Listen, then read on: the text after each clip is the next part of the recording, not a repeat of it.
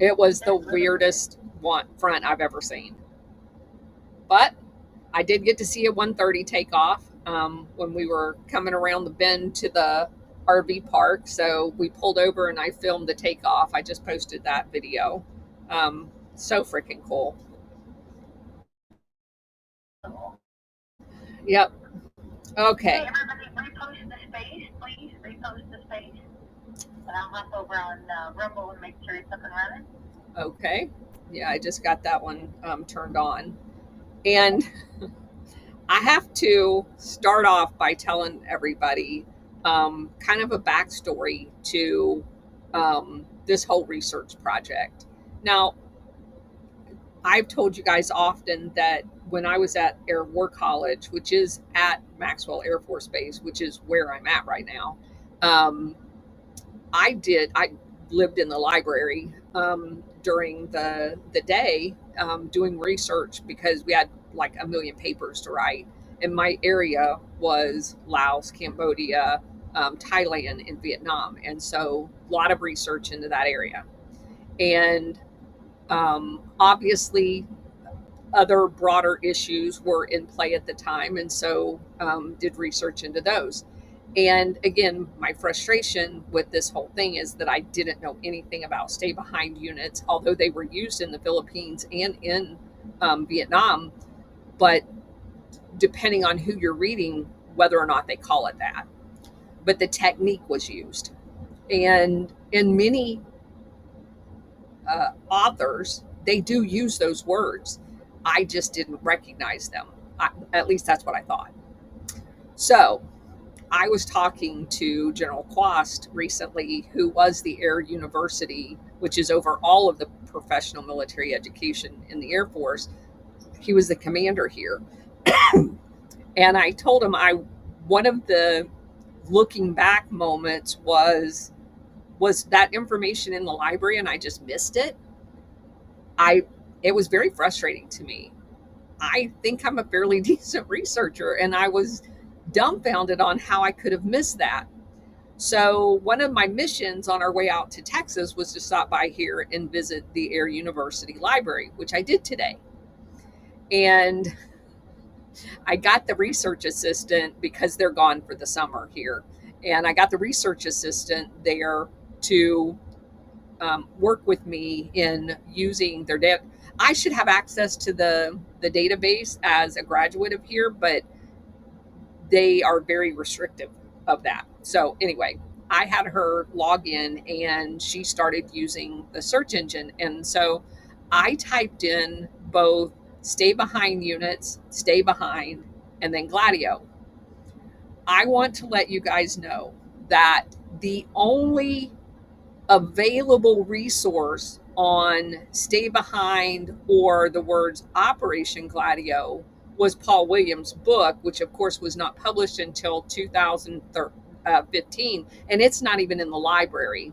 It just lists it as a reference if you search on those two subjects. So I was like, phew, I didn't miss it. Then we were looking at other things that they had in the library in these little coveted areas. And I'm not even lying. So, you guys, I have to go back in time. You know that Operation Gladio was first acknowledged publicly on August 2nd, 1990. So, you're not going to find it weird that the following year, because there's all kinds of questions being asked. There's all kinds of articles being written in Europe about Operation Gladio and what were all of the other countries over there's programs called. So there were two articles that they list, and it was the only two articles about anything to do with Gladio. And you couldn't even put Operation Gladio, it had to just say Gladio. One of those articles was written in Defense and Diplomacy, which is a periodic magazine that I think comes out bi-monthly. And it's dated May, June 1991. So it's announced in August of 1990. And so about 9 months later, a guy by the name of James M. Dorsey wrote an article, and it's called Night of the Short Swords. It's on 2 pages in there. They didn't have that one available, but the very next article, or the very next magazine that came out, is dated August 1991. And do you know who has an article in there? Theodore Shackley. Ted Shackley, the godfather of Operation Gladio. And you're never going to guess what the name of that article is. Debunking Gladio. Debunking Gladio. So Of course it is. Of course it is. Okay. Oh my God.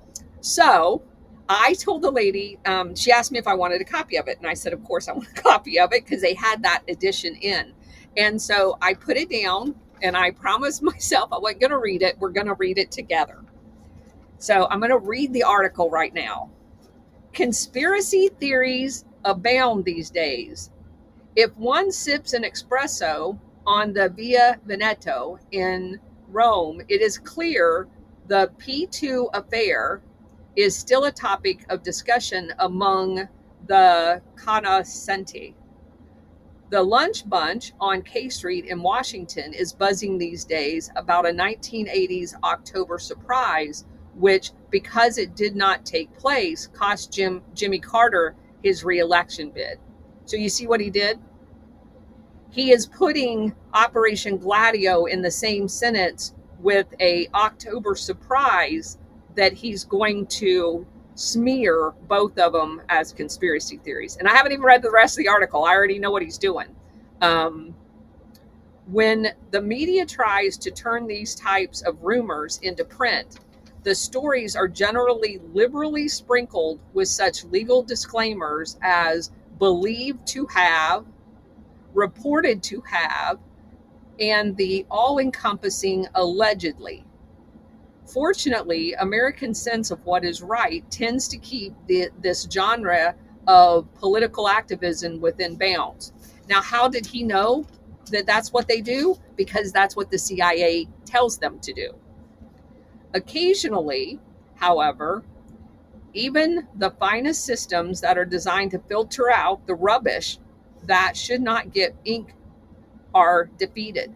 In fact, that is what happened in the May-June 1990 issue of Defense and Diplomacy, specifically the article of the Night of Short Swords. Sorry. So he's calling out the guy that actually exposed Operation Gladio. Oh my God, that's hilarious. As a resort, let's make the record clear. First, although I had a 28-year career in the CIA, I was never stationed in Rome or any other part of Italy. Thus, contrary to the article's claim, I was never the CIA Deputy Rome Chief of Station. Secondly, I never met Lucio Gelli. He's the Grand Mason of the P2 Lodge. All I know about him is what I have read in the media. In short, I could not have, nor did I, introduce General Alexander Haig to Gelli. Last but not least, I had nothing to do with P2 or Gladio. If in fact that was a U.S. government code name for a stay-behind operation. Oh my God, this is hilarious. What I do know is history and intelligence doctrine. In view of that, let's retrospectively look at Europe as it was in 1948. Economically, it was in shambles. Militarily, it was under the threat of the Red Army. Always the communist boogeyman that didn't exist. Because again, in the aftermath of the war, over 25 million people had been killed. To put Europe back on its feet economically, America implemented the Marshall Plan, which he doesn't tell us, I'm going to guess, funded Gladio. To defend it against the Red Army, Washington inspired NATO's birth. And to give NATO a chance to function effectively, every threatened country was seeded with networks of agents who were prepared to stay behind in the event their country was overrun. So he's saying there's Gladio without any Gladio. In order to harass occupation forces and provide NATO commanders with intelligence, these tasks were, for the most part, carried out with the knowledge and assistance of our European allies. For the most part. Okay. American congratulates itself these days that we won the Cold War. But what this really means is that Europe and America faced down the threat of a hot one. No, they didn't. And credit for this belongs not just to NATO, but to the Marshall Plan. And in no small part to the stay-behind networks that dotted the European landscape. Without knowing anything specific about stay-behind operations in Italy, a clinical dissection of what is overtly known suggests that they were all well managed, because he has no personal knowledge of any of it, for the simple reason that they were able to remain secret for over 40 years. The other hand, that doesn't even make, I think that's supposed to say on the other hand, the possibility that some stay behind weapon caches may have ended up in criminal hands does not surprise me. But y'all trained the criminals. Whenever you have an accumulation of military supply, be it automatic rifles, explosives, and weapon-grade plutonium. Weapon-grade plutonium? What the hell? You can be sure of having criminal, terrorist, and bandit regimes bent on stealing it. All too often with the assistance of the people assigned to guard it. There are bad apples in every barrel. Y'all, the entire thing was a bad apple. Conventional military organizations are able to sort through their barrels and discard the bad fruit. This is what judge advocate generals are for. No, that's what commanders are for. Clandestine forces don't enjoy this luxury. The best they are able to do is prevent rot from spreading. This is why they organize themselves on the cellular system. That the only sniff of rot, the only suggestion of corruption in the entire European stay-behind system appears to be coming from one country seems to me to be evidence of success, not failure. I'm sorry. There's only one country that dared talk about it out loud. That doesn't mean the rot wasn't everywhere. That's so funny. Let's see. And I use the word suggestion advisedly because a suggestion is all we have so far. This topic clearly needs a more scholarly treatment than it received in The Knight of the Short Swords, for the sake of justice to the heroic men and women of the European Stay Behind Network, and yes, to the rogues as well, because we love our rogues. I hope that one will be undertaken. Well, thank God there was Danielle Ganser and Paul Williams that eventually got around to that some 15 odd years later.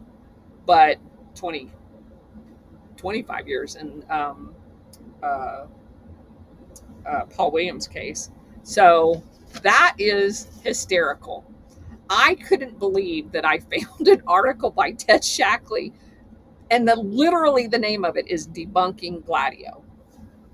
So I just had to share that with you guys. But now I've got to go find this other guy's article. I don't know if I can go back there and ask them to do an interlibrary transfer so I can get it, but I'll figure that out on Monday.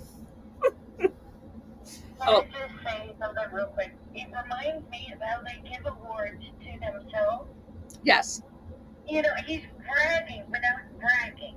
Yes. Bragging. I mean, it's like, well, it was a really well organized, if it did exist. You know, oh, they're just obnoxious, aren't they? Yes. Yes, they are. Well, Colonel, I mean, hearing you read it, this sounds uncharacteristic for Ted Shackley. Normally, like if you've read his memoirs, you go to the Chilean episode, or you go to some of these different false flag incidents, and you basically encounter this.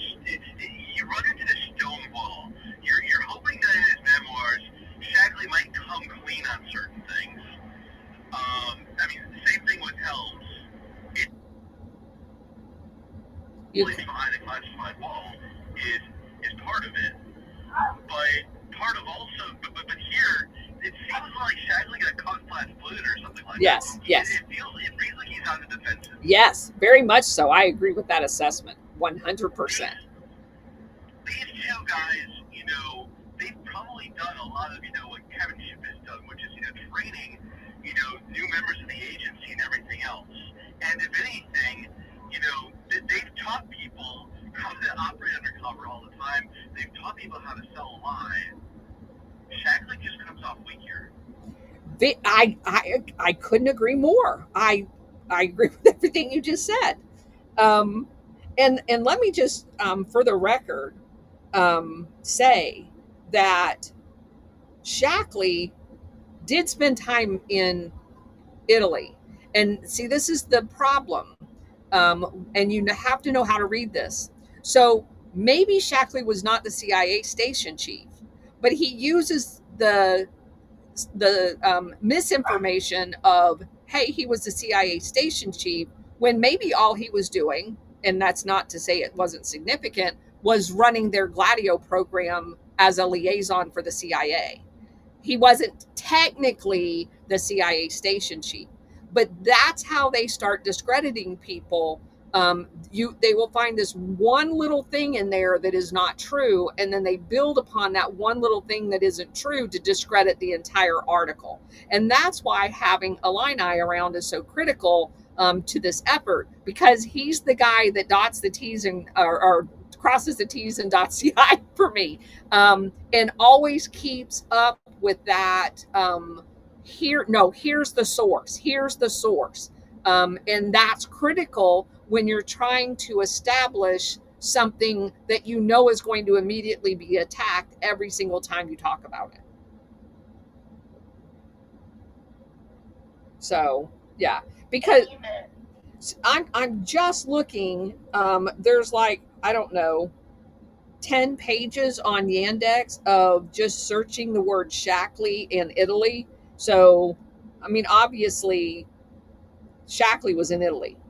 Shackley, and it's specifically talking about, as a matter of fact, this one specifically says, the name of it is Le Cercle and the Struggle for the European Continent. It said, this is a quote. I'm not going to read out of the actual article because it's long. But basically it says, it was Ted Shackley, director of all covert operations of the CIA in Italy in the 1970s. So there you have it. He was in charge of Operation Gladio, at least in Italy, if not all of maybe Southern Europe. So maybe he wasn't the station chief, but he definitely was in Italy, and he was definitely involved in Operation Gladio. So I just wanted to share that with y'all.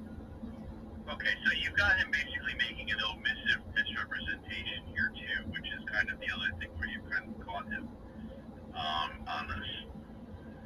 He's denied that he was ever the station chief. He doesn't acknowledge that he was in Italy. You had to track that down for him. Correct. He's no longer here to defend himself, which is a fair point.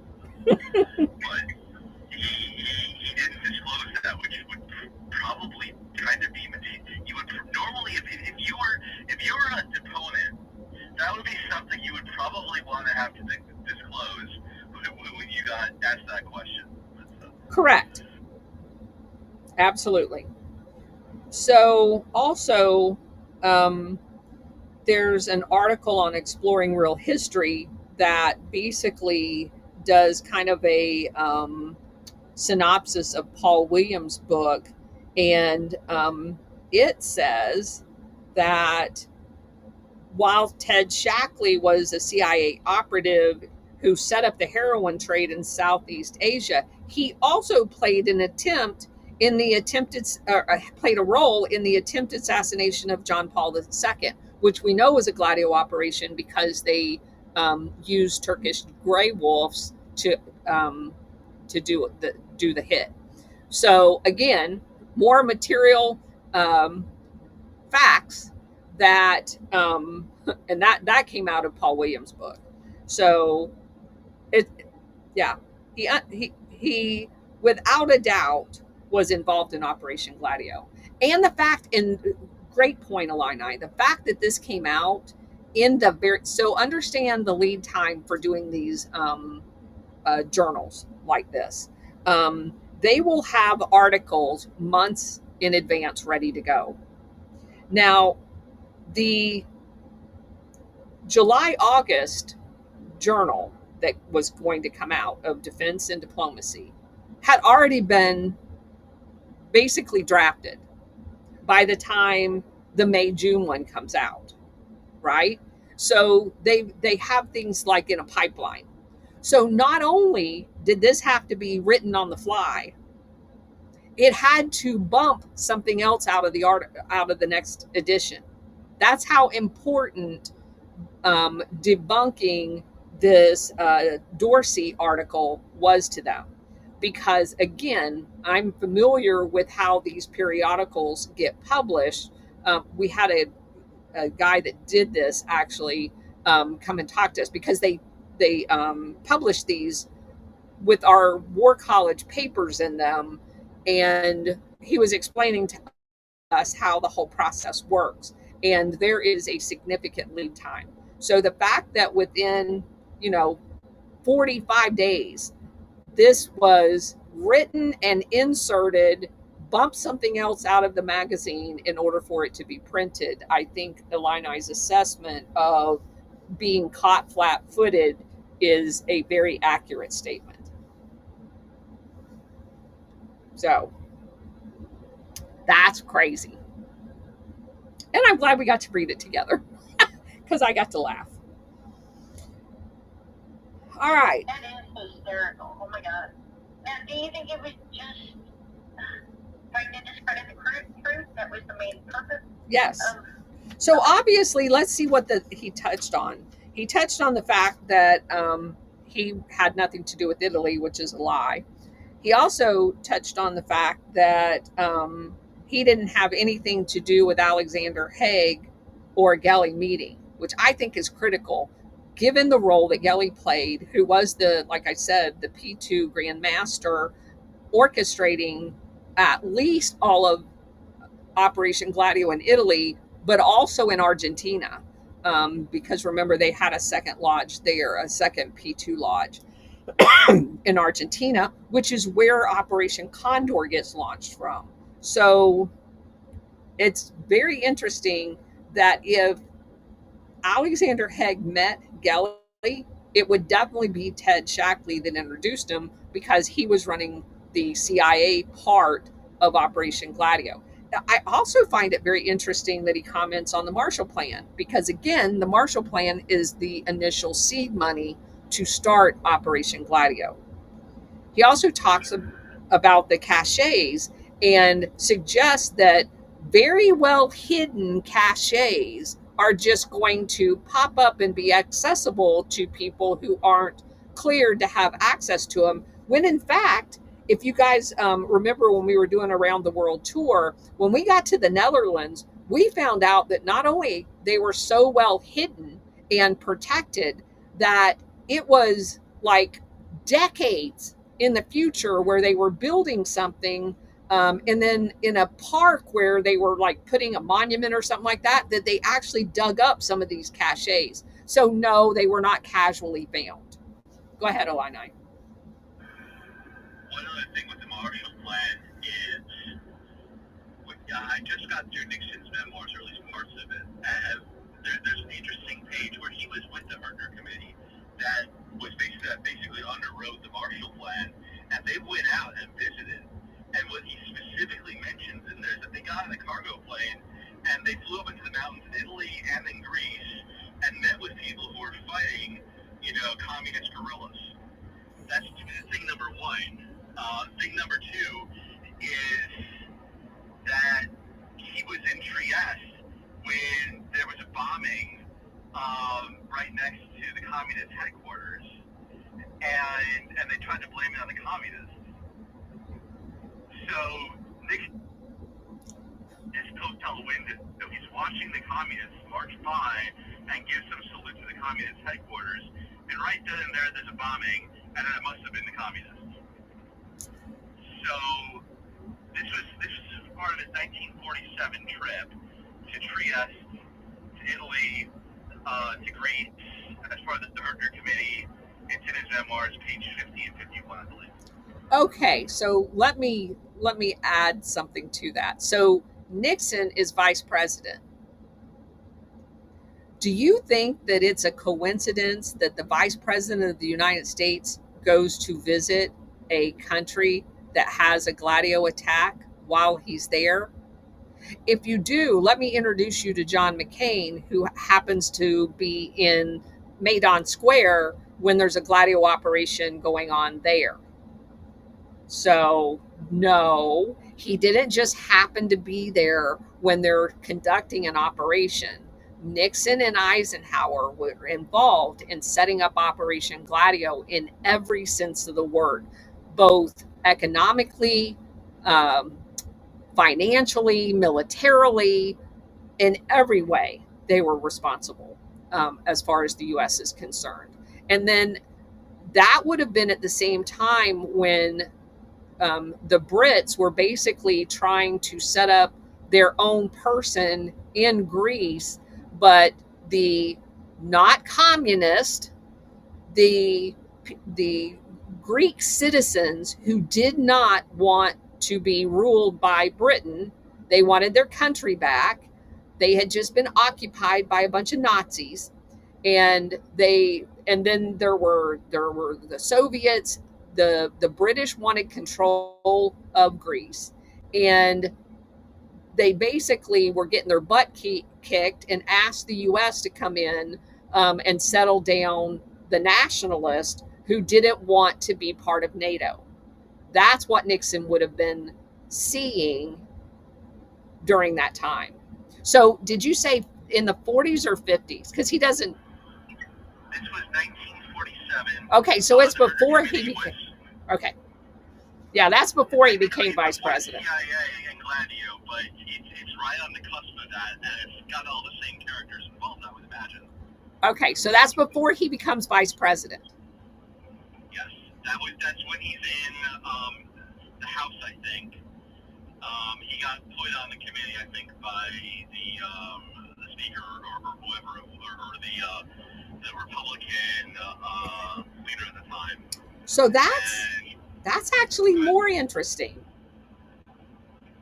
How does a member of Congress, which of course is what John McCain was, right?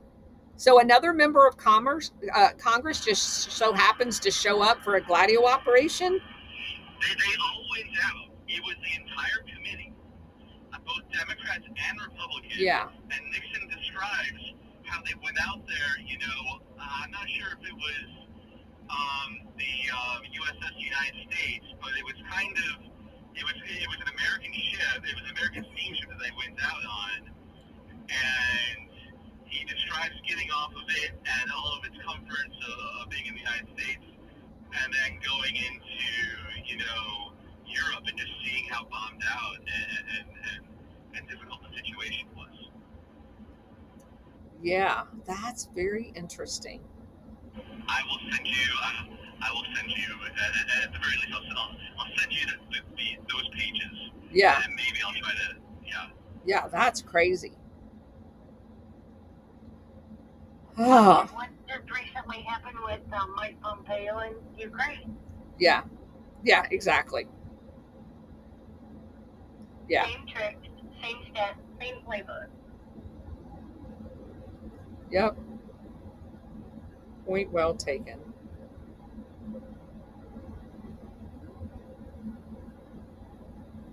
Okay, so anybody else got anything?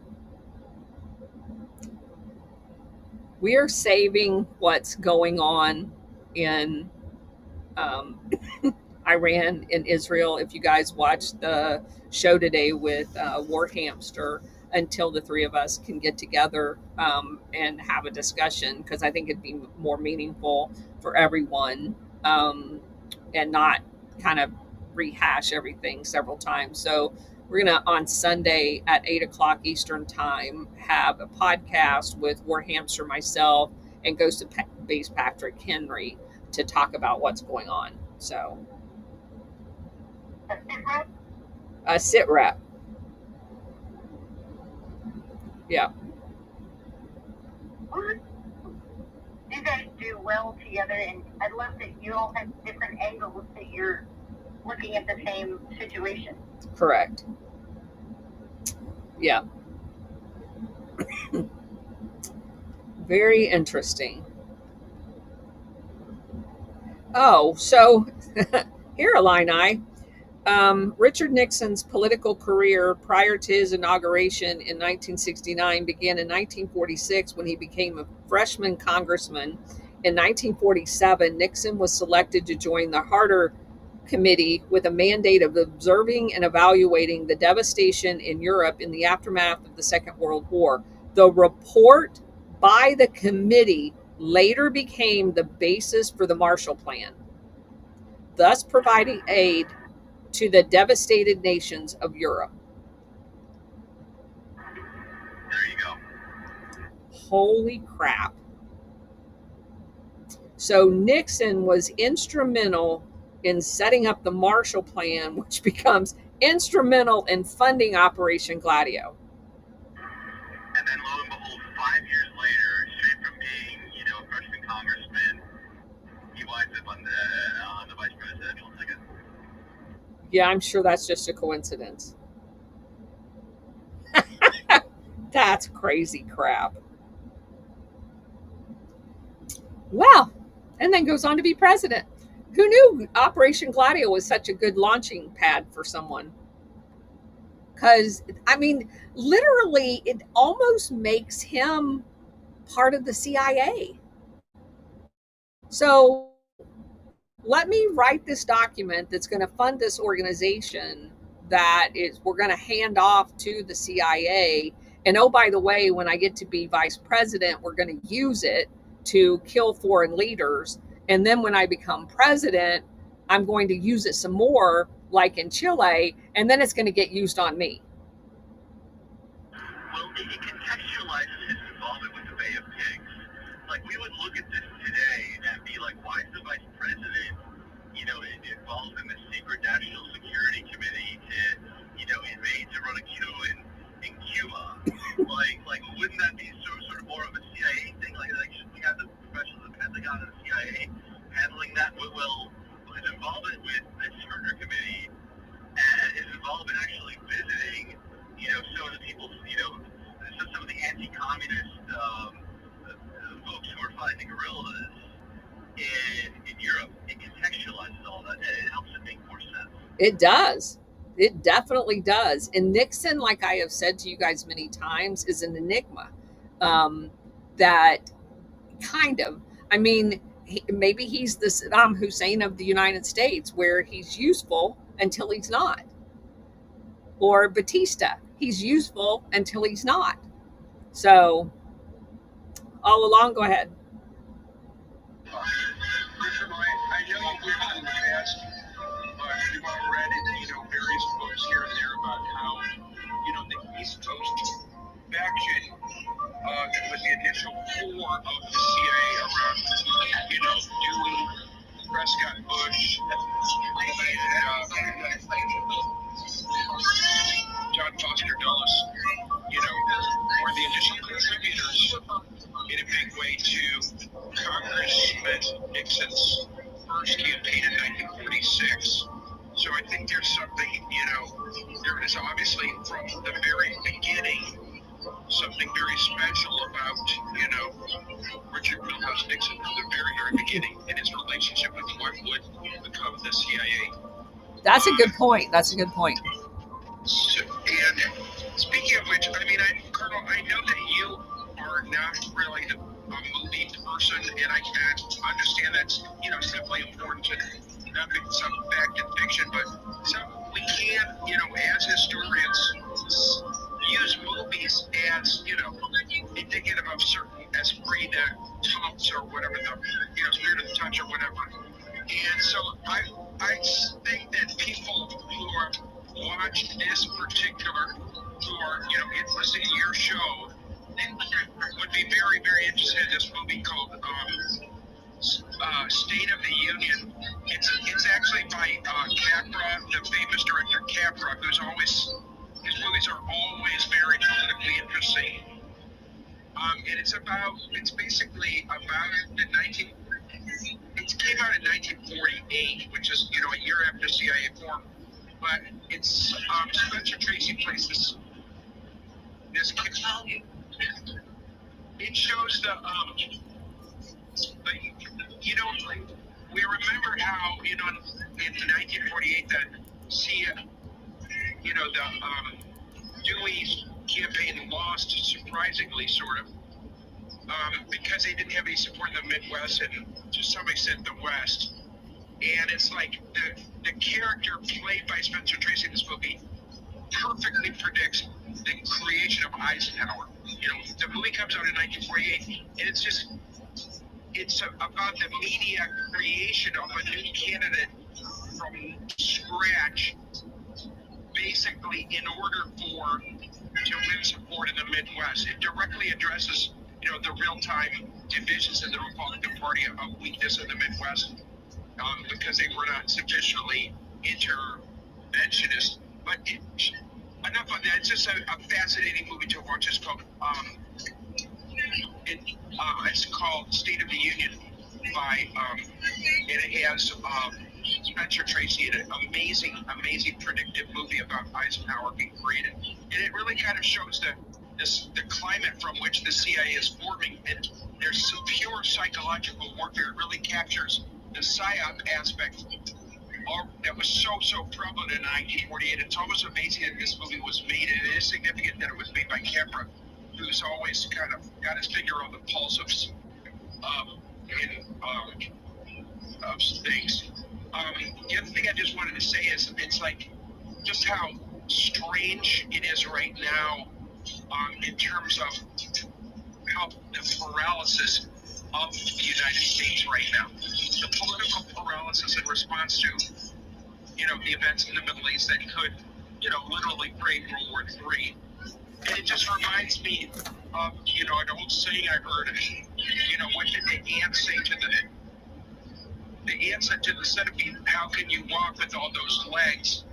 And the centipede could never walk again, because it's almost as though our media system has deliberately paralyzed the entire country with media operations of division to divide and inject paralysis into the centipede that is the multiple coalitions of the United States. Yep. It's nothing but psychological warfare, yep, nonstop to create divisions.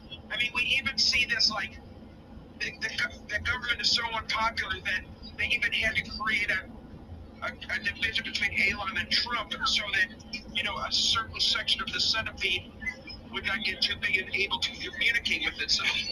It's just an amazing thing right now, what has been done with media to cripple the centipede that is the American body politic. And it's just, especially, I think, with the Zionists being used at the forefront of the attack of the CIA in the Middle East. It's the use of Zionism and the psychotic aggression of the Zionists in Israel and their genocide in Gaza has been used, in such a way as to, at the same time, all of these insane statements about Israel alone assassinated JFK, RFK, and now even MLK, these threats are getting huge. It's like stunning algorithms. It's like Wonder Bread from heaven over here. The ease at which these threats say now, okay, the Jews had killed MLK. It's like, on the one hand, there's obvious legitimate, reason for anger in Israel for their psychotic genocide, but at the same time, all of this other shit is being tagged along to it in its wake in a very deliberate effort Yes. to generate, and it's all adding up to a means of paralysis. Yes. And we're making gerbils, and Jesus weep, one from jealousy. Yeah, I agree. So y'all are not going to believe what I just found. Oh my God. I'm sorry. So first of all, let me just say in response to All Along, Eisenhower was part of the West Point Mafia. I'm going to lay that out there. There's a lot of bad things that's come out of the West Point Mafia. So I'm going to leave that there. But I've got to read this to you guys. I was just looking because I wanted to check. I thought I remembered him being a West Point person because that was something I was compiling all of the West Point people. But I was looking down through the rest of the Wikipedia article on him, and it started talking about his wife, Mamie. And so it's talking about how much she loved decorating the White House. And she would put out Halloween decorations, and she would decorate it for Christmas. And her attempts to decorate the White House was complicated because of federal funding. And many of her changes depended on private donations. She dedicated much time to flower arrangements in the White House. Guess what was her favorite flower? Gladiolus. Oh my God, that's so funny. Not even kidding. That's hysterical. Okay. What else we got? Anything, Jonas? Yeah, as a member of the West Point Mafia, it's not a comment from the class of 68. Just look at General Haig was one of the officers around West Point when I was there. And I know he's one of your favorites, Colonel. He's second only to Lyman Leminsker. Yeah, it is West Point registry and the things. It was when he went to Notre Dame for 2 years before he could get into West Point, and he was the senior military advisor to Dr. Henry Kissinger. Yep. During the Nixon, so he picked up some vibes from Kissinger, and then he was Nixon's deputy assistant for national security affairs. Nixon promoted him to a 4-star general, the Army's vice chief of staff. He was Nixon's personal emissary to negotiate the Vietnam ceasefire and the return of the U.S. prisoners of war. Then Ford appointed him, but he was instrumental in overthrowing Nixon. didn't put that in his West Point resume. But it's interesting the things that these people went through, and he ended up ran for president a couple times, and then ended up with the Interneuron Pharmaceutical Incorporated and MGM Grand and the American Board of Trustees and the A.F. Burns Fellowship, which is probably some kind of weird thing also. But that's from the West Point Mafia, my fellow fraternity of brothers and sisters. Yeah, it's amazing. And I mean, Annapolis has the same thing. You got Poindexter, McFarland, McCain, Oliver North, and Webb, all out of the same basic couple of years at Annapolis. And they all go on to Iran-Contra fame and many other things, but that's kind of where it all culminated. So yeah, it's dumbfounding how on one hand, all of these bad apples come from the military, and yet the American people somehow separates all of these senior military officers being in very nefarious positions to, still as patriotic as we are. And the more I dig into Gladio, and again, 2.5 years ago, I knew none of this. I didn't know that the almost the entire upper echelon of Nugent Hand Bank was senior retired general officers, and they all seemed to end up in finance for some reason, where with no finance background at all, or banking or whatever. Which, as it turns out, is at all of these money laundering bases. So they're not really in banking; they're in weapons and Operation Gladio, drug traffic and stuff like that. But all of that comes with cash, and so you have to have an apparatus. And what more respectable way than to put a respected military general in these positions, so they believe that they're above reproach as a result of that. But the good news is they didn't learn that at West Point. The most they learned was how to run a football pool. Yeah, but there had to be something going on there as far as... See, one of the books about West Point was called America's Power Fraternity. Yeah. Well, and it could be, psychologically, people that are able to withstand the rigor of going through a military academy, because it is the hardest way to get your commission in the military, bar none. I'm a ROTC grad. I was just explaining to my husband that you have the academy grads, the ROTC grads, and then the officer training school grads, and they kind of fill in the cracks of not producing enough academy and ROTC grads. They're kind of like the third tier of the hierarchy, and not from a quality standpoint. That's not what I'm talking about. If the academy is supposed to produce 1,000 officers every year, and we need 2,000, and that particular ROTC class is only going to give you 500, then your ROTC or your OTS class has to produce 500 officers that year for you to meet your recruiting goals for your officer corps sessions every year. So they literally are the third tier of accessions, because the other two have much longer pipelines. An officer training school for the Air Force is only 90 days. I don't know if it's still 90 days, but it was. They call them 90-day wonders. Yeah, thank God they have that mixture, though. As you know, just being from one of those groups could pollute things. Oh, heck yeah.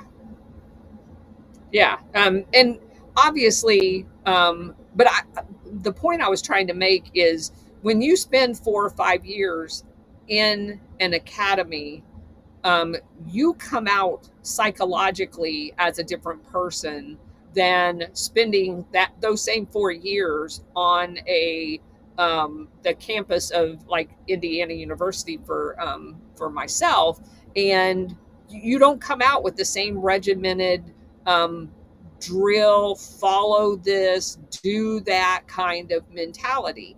And even less so at officer training school. So you psychologically are a different person. And somebody has done a lot of research and figured out that those people, for whatever reason, are more amenable to some of these more nefarious things, because they show up more often than does other officers.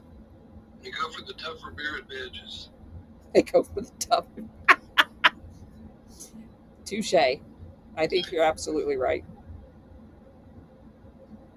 Because, of course, as you said, Haig is another one, and I don't think you could find somebody more corrupted than Haig, and he's another guy.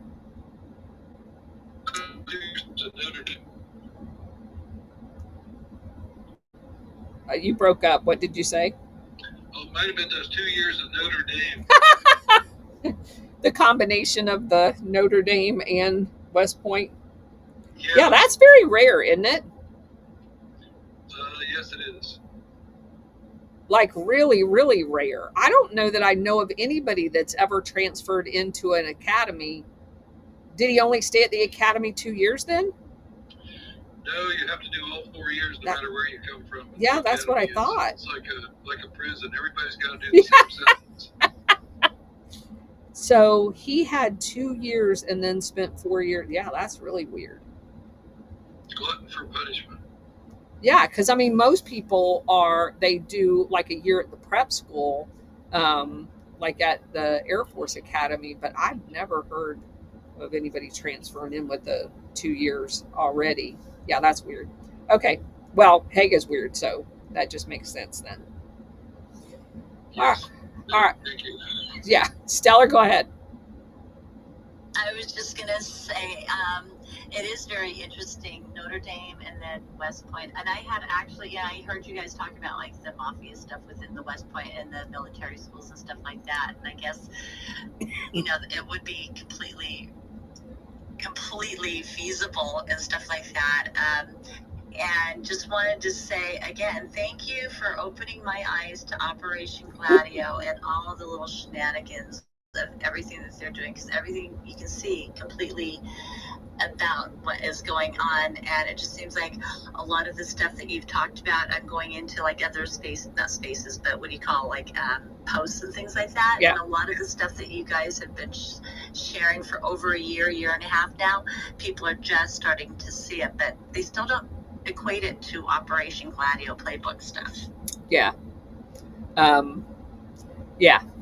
There is definitely, thanks to all of you, a lot more people talking about it, and a lot more people, even if they don't use the name of it, understand more about what's going on because of stuff that you guys have shared. So yeah, it's a big deal. Absolutely a big deal. So well, even like your School of Americas that you were talking about, like with how like some of these, you know, militant leaders that are overthrow, how they got trained in these, you know, CIA, whatever it is, coup schools. We'll just call them the coup schools, you know. But you can see these ties, and then watching, you know, again, you know, as they're trying to bump up, you know, Summer of Love 2.0, you can see a lot of the same players from Summer of Love, you know, the 1.0, which means they've been tracked and everything, and they know the little minions, but it's, you know, a lot of the same tactics, even the words that they use are stuff from back, you know, World War II time, Nazi times. Yeah. Yeah. Yeah, and to be clear, just to continue the conversation, the School of Americas were actually an Army school that the CIA assisted in the curriculum of. So they basically kind of decided who was going to be sent to the schools from these foreign countries. But it was the Army that did the, you know, the people that are disciples of the West Point Mafia. The School of America was ran by the Army. The manual that was set up was an Army manual for it. So yeah. Wonder if Hague had anything to do with that. You know, there are these people that were put into the media, like, you know how like you call them the TV generals. Is that what you call them? Yes. You know, and as you know, at one time before they come on or whatever, you know, they talk about their accolades. If they're in their uniform, they have all these things on them. And, you know, I was one of those brain dead people that thought that, you know, these people were true heroes and saving these other countries, you know, from communism and trying to give them, you know, the opportunities that we have here in the U.S. and then finding out that we've been funding it. And then I saw a post, I think it was from Il Donato Trumpo, and it was like, you know, the Iranian drones that are coming in or bombs are coming in, and then you've got Israel stuff going out and stuff. And he says, you know, this is the U.S. tax dollars fighting each other or something like that. I just started laughing. I mean, I'm not meaning to be laughing, but it was kind of funny. No, that's exactly right. Funding both sides of every war. And we're paying for it. Yeah, that's exactly right. All right. Just praying that people stay away because of the false flags. And I feel this just feels like it's on steroids. I mean, here, even in Las Vegas, I mean, Metro came and swooped up on those jerks and stuff like that the other night. But in preparation, because you guys know that I do weddings and stuff, and they have the wedding bureau license downtown, and that's where all that chaos was going off. Well, they closed it down for this weekend and stuff, so Vegas is anticipating crazy stuff happening here like other places. So our corrupt governor has not called the National Guard. But your sheriff did come out and say, yeah, that's not going to happen here. Well, it was kind of interesting because on TikTok, they had TikTok live streamers, and they were letting them get away with stuff to a certain extent, and then later it seemed like they got their balls on, and so when people were heckling them, they literally went over and started arresting them and stuff. But the attorneys are here in town. I mean, they're all set up.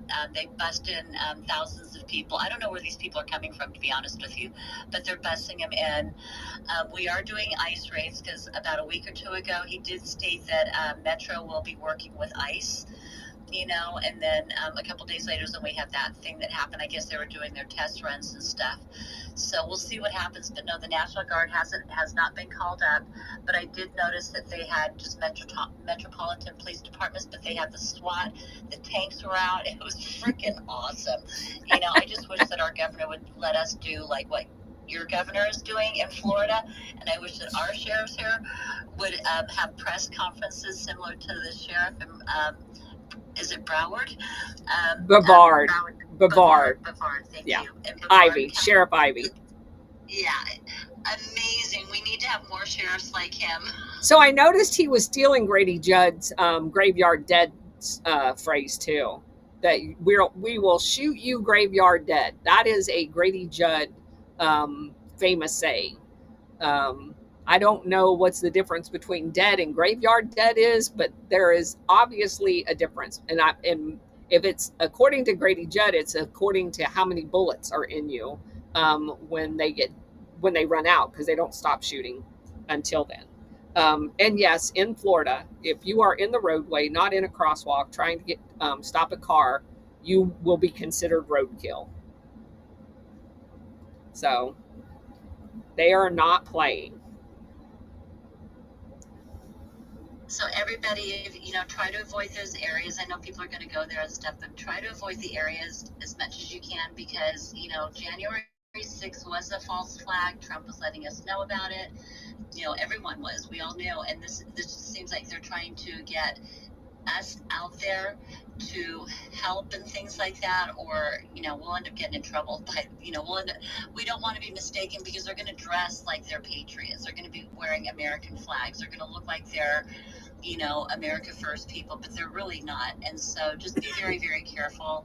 If you can, just avoid the area. Let the military, let the professionals do what they need to do. In my personal opinion, I could be wrong. No, I mean, everybody's going to do what they decide is best for them.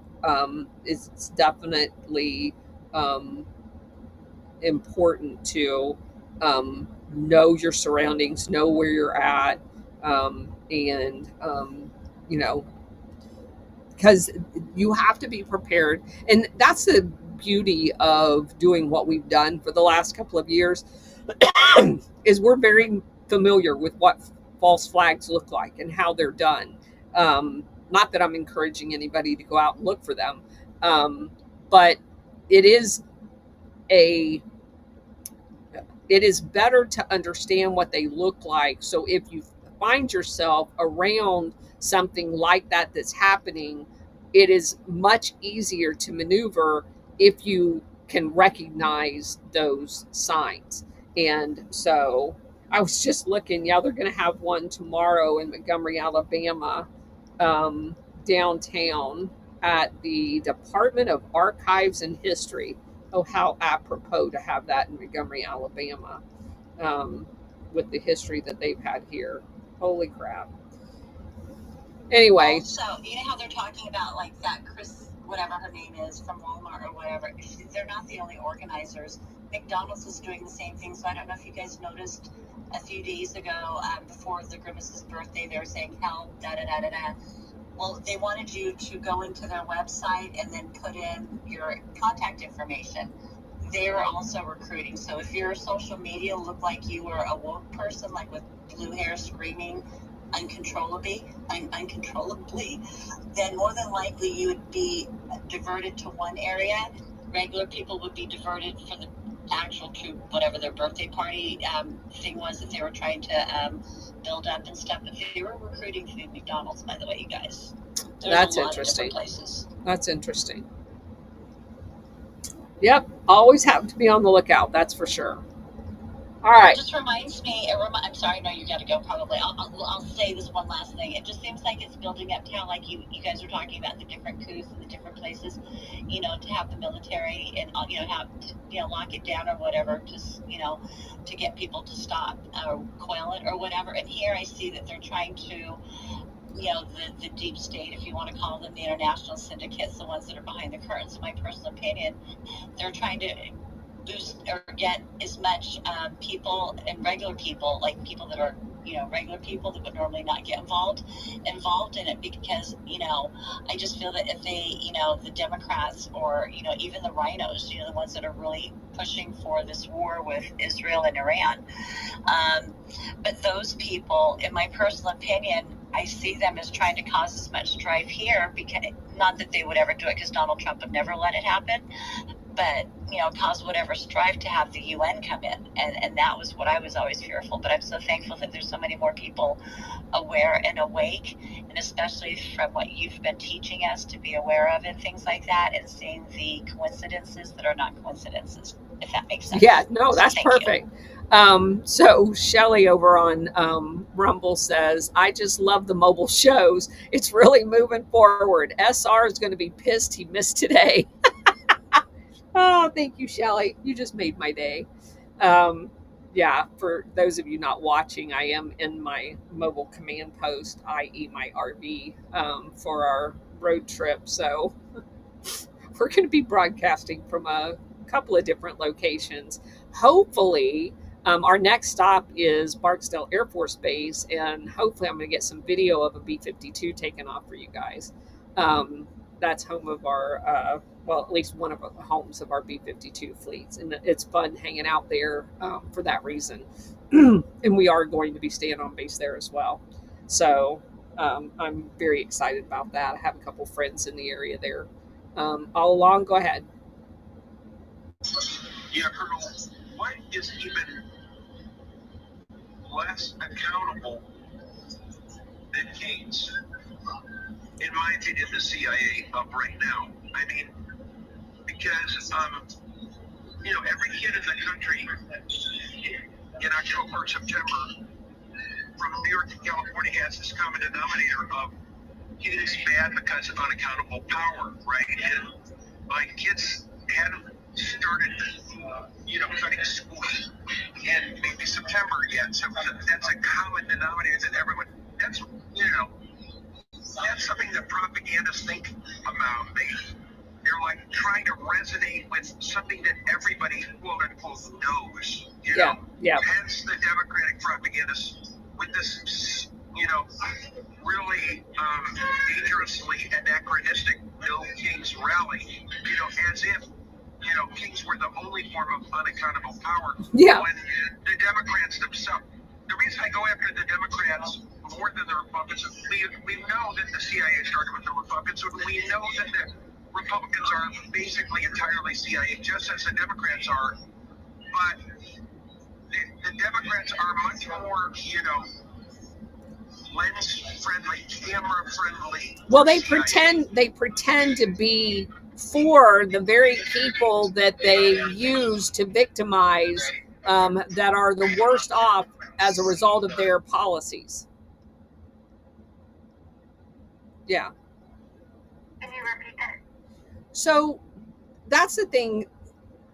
There's kind of a dual thing going on here. On one hand, you have the Republicans who, overview wise, people associate with big business and the rich and famous, whatever, not like Hollywood stuff, but the oligarchs. That's what it's all about. Capitalism, stakeholder capitalism, but capitalism. And they're the people that are just going to destroy all of the poor people. They don't care about race. They don't care about anything. They're just all in it for themselves. And then on the other hand, you have the Democrats, and literally that is the truth about much of the elite in the GOP. They don't try to hide it. The Democrats, on the other hand, are always telling you they're for the union, they're for the workers, they're for the minorities. But in reality, the very people that make up, like the Pelosi's and the Schumers and all of those that make up the Democrat Party. And I'm talking about even on up into the oligarch status, the Bezos, all of them throughout the world. They utilize minority people as slave labor. They bust up every stinking union in the entire world if it's going to cut a penny off of their profits. They don't give a damn about anybody but them. And so that's the point that he's making. On the other hand, there's also another kind of interesting angle where the Democrats will, other than the fact that they're pretending to care about the underling people, they will tell you out front they're for abortion. They will tell you out front that it's supporting BLM or whatever, some racist, reverse racism, whatever you want to call it. They're upfront about all of that. They love murdering babies. They're happy to say it. They love mutilating children. They are happy to say that. The Republicans, on the other hand, are supportive of all of that, but they want to hide all of it. They pretend like they don't care about any of that stuff, but they fund it, and they fund it over and over again. And when it's pointed out, they do nothing to unfund it. So you have this kind of, again, you can make the kind of funnies about the two wings of the same bird, but in different, they literally are a sadomasochist, perfect union of each other. They have decided long ago that you're going to be this and I'm going to be that, and they're a yin and yang on every issue. And they choose which part of it that they're going to not be honest about. The Democrats are not honest about actually abusing minorities and throwing minorities under the bus, but they're very much proud of the fact that they kill children. On the other hand, the GOP is very proud of their affiliations with the oligarchs, and they will hide the fact that they're funding the abortion and funding the gender mutilation by pointing at the other guy over there. So it's really a sick system when you start looking at it like that. Yeah, I just to follow up on that, I think it's just what has to be done, in my opinion, is the 1968 RFK campaign is the best possible, kryptonite you can use against today's CIA Democrats, because it is everything that they claim to be for, and yet it focuses on just how 180 opposite today's Democrats are from those assassinated by the CIA. Yeah. We had, people like Cesar Chavez in that campaign, and today, look at the division, how both parties are using, immigration and racial differences to divide the working class. It's just like, okay, well, when the Democrats were uniting the working class across racial barriers more than at any other point in U.S. history, all three leaders were assassinated by the CIA, and now the Democrats respond to the State of the Union address with CIA SWAT cannon, and half of the fucking Senate is CIA. Yeah. That has to be confronted directly, and go with the bodies. Those are not about 3 or 4 assassinations. They had the coalition that they pretend to represent activated, right? Not just watching TV, but activated. And look what happened. They killed him too. Education to just ignore, and that's why some of those censored events not even close in all U.S. history. Yeah, I agree. All right, let's get Stellar, and then I'm going to zip out of here because I'm starving. Stellar, go ahead. Well, about the name, I found it to be very interesting. So, it's almost like the corporate oligarchies all over the world who want to rule the world, or they're so when they say no kings, if you think about it, since we're all sovereign, technically we're all kings and queens, we're sovereign. So when they said no kings, I looked at it as, it's against the people, not just Trump. Does that make sense? Yeah. Yeah. Yeah, that's an interesting take. Oh, what a crazy world we live in. But I definitely see the exposure that is occurring based on the events as they happen. There's so many more people awake than we've ever had in the country. And one of the good things is, as has been noted many times, the generation that is under 50 will never ever go back. So they know that their days are numbered. There's too many people and there's too much information out there, and I think that's all good for all of us. But anyway, thanks for being here. Glad we got the show in.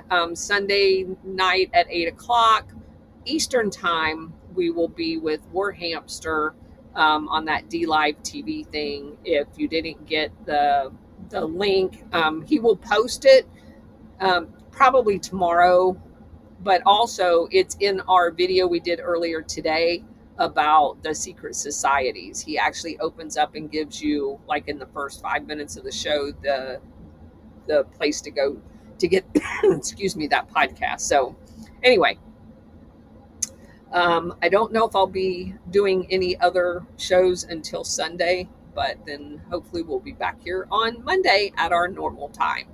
Thanks for being here.